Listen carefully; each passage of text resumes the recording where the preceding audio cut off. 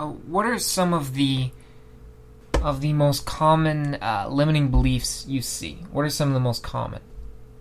I think the number one, and here I do have a number one, is the I'm not blank enough, and you can fill in the blank.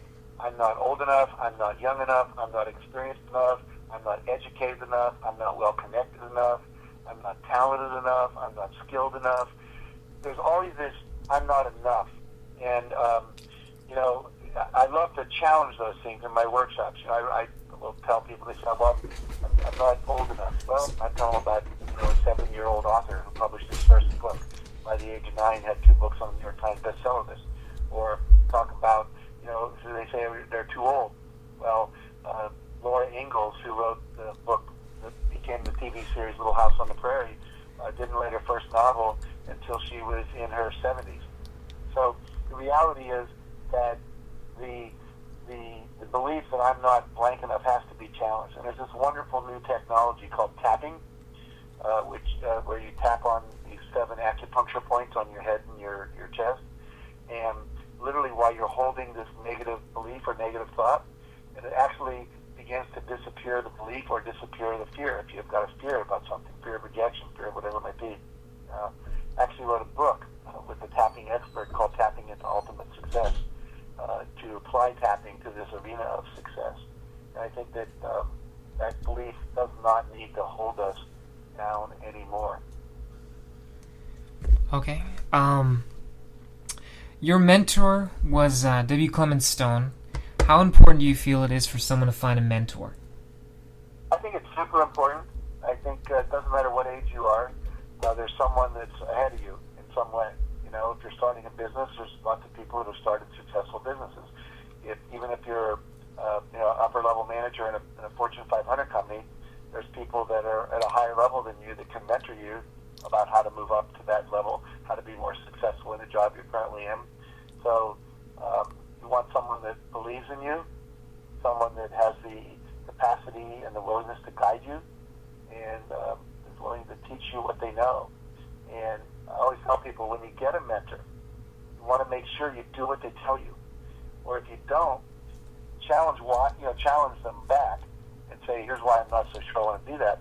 But generally, mentors are going to keep mentoring you as long as you do what they say. If they're giving you advice and you're not using it, then they're going to not want to play.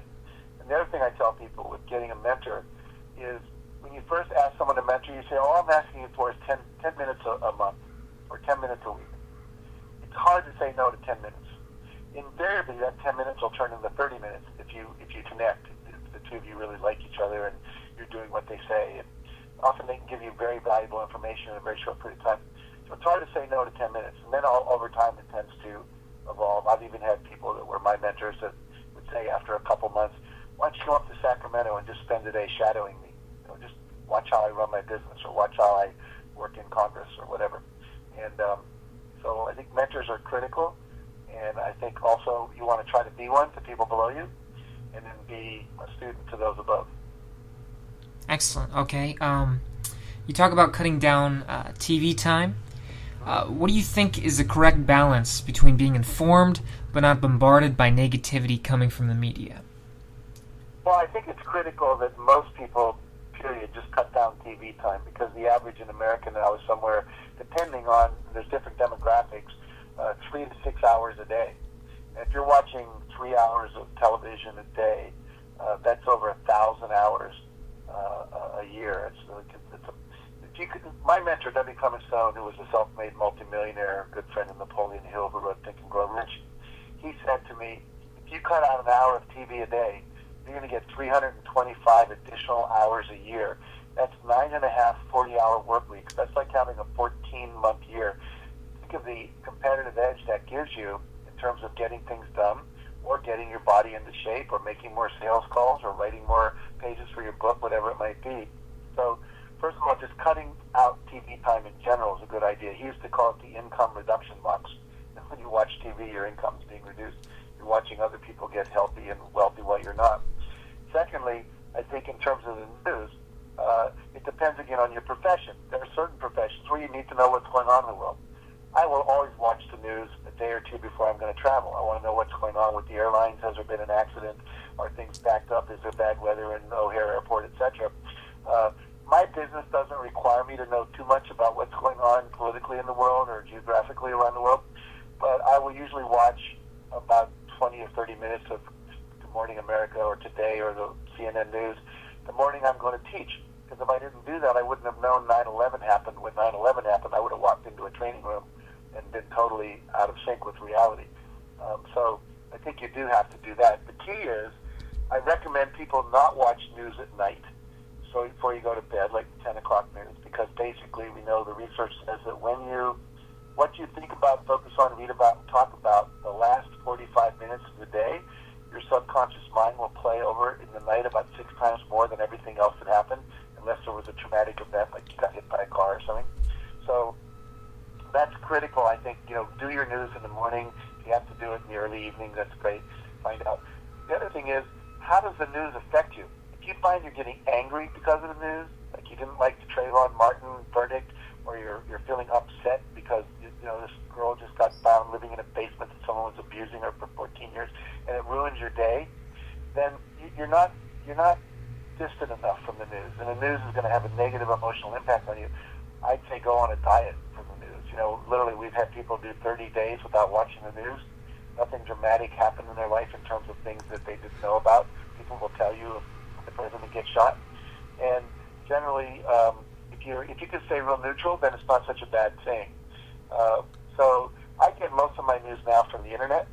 I can get it really fast. I can get the headlines. I see the important things. I don't have to listen to a lot of the news is really entertainment to keep you around, and it's sensational. Like, how much do you really need to know about, what 2-year-old baby got kidnapped and so forth.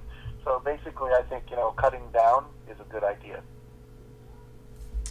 Okay, great. In working with W. Clement Stone, what do you think is one of the most important things he taught you? I think, he was the one that taught me to take 100% responsibility for my life and stop blaming and planning. That was critical. The other thing he taught me that was really important was you become the average of the 5 people you spend the most time with.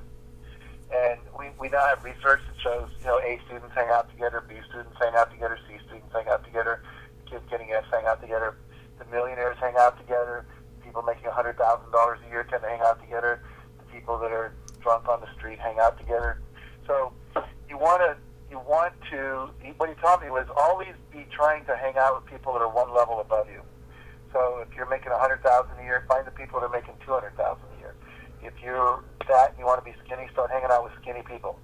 And you want to hang out with people that are positive, that are goal-oriented, that are spiritual, that are caring, that are nurturing, that are not putting you down all the time, and people that believe in your dreams, and people that are going for their own dreams. And when you do that, then you're going to be taken along in a very fast trajectory toward where you want to go.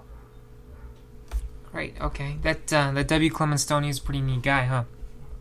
He was very cool. Yeah. He was very eccentric. He wore bow ties and spoke, very, very motivationally, kind of like a Tony Robbins before Tony Robbins. He wasn't perfect. He never took vacations, and it eventually caught up with him. It damaged his marriage, and I think it ultimately wasn't the best thing for his health. But he was the most positive person I ever met. He was so positive. I mean, he and Napoleon Hill had that phrase, every negative event is the seed of an equal or greater benefit. And he really lived that.